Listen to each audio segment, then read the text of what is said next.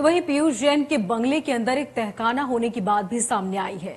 ये तहखाना पैसों को रखने के लिए बनाया गया है और साथ ही पूछताछ में पीयूष जैन ने बताया कि ये पैसा उन्होंने अपने 400 किलो पुश्तैनी सोना बेचकर इकट्ठा किया था और इस पर इंडिया न्यूज ने जायजा लिया। देखिए रिपोर्ट।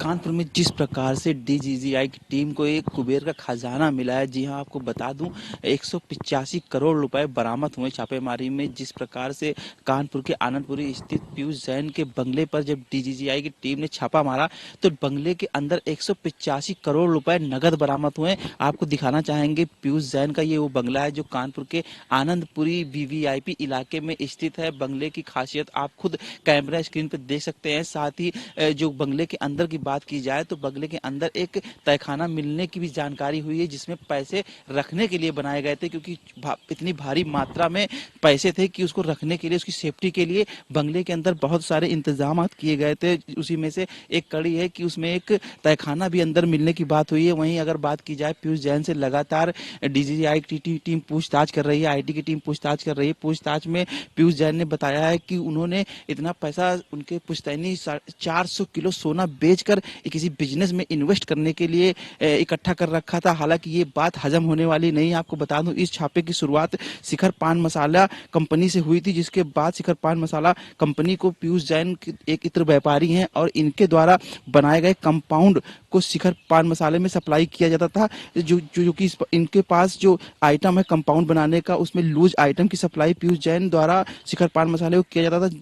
पीयूष जैन रोज के नाम से एक प्रोडक्ट बनाते हैं या लूज आइटम होता है जिसे कंपाउंड में मिलाया जाता है। इसकी कीमत तकरीबन 3,000 रुपए किलो से लगाकर 20 से 25,000 रुपए किलो तक बताई जाती है। शिखर पान मसाला कंपाउंड में मिलाने के लिए यह प्रोडक्ट पीयूष जैन से खरीदता था। पान मसाले में स्वाद को बढ़ाने के लिए कंपाउंड का इस्तेमाल किया जाता है और यह कंपाउंड कई आइटमों को मिलाकर बनाया जाता है। मिली जानकारी के मुताबिक पीयूष जैन शिखर पान मसाला को महीने में करीब 2 से 3,000 किलो रोज सप्लाई करता था। तो इतनी भारी संख्या में जो ये सप्लाई कर रहा था, वही कहीं ना कहीं जो ये पैसा बरामद हुआ है वो एक बड़ी खेप है। वहीं अभी आईटी टीम की लगातार पीयूष जैन से पूछताछ भी कर रही है और पूछताछ के बाद क्या कुछ निकल के आएगा तो जानने वाली बात है। वहीं जो जानकारी प्राप्त हो रही है उसमें ये भी है कि पीयूष जैन के जो करीबी रिश्तेदार हैं उनको भी नोटिस भेजी जा रही है, उनसे भी जवाब मांगा जा रहा है। क्योंकि एक बड़ा सवाल ये भी कि इतनी बड़ी संख्या में जो पैसा बरामद हुआ है वो एक अनुमान लगाया जा रहा है कि पीयूष जैन एक कहीं ना कहीं जो पैसा है वो एक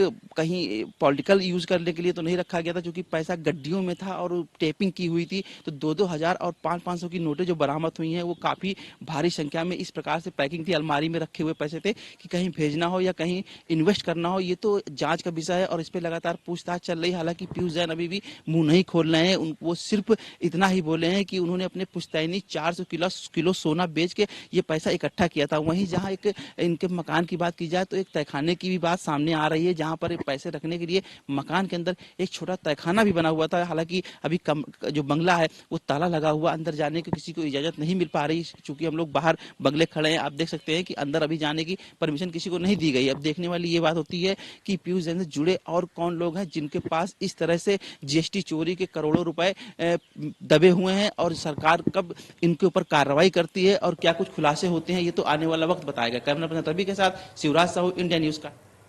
और इसी बीच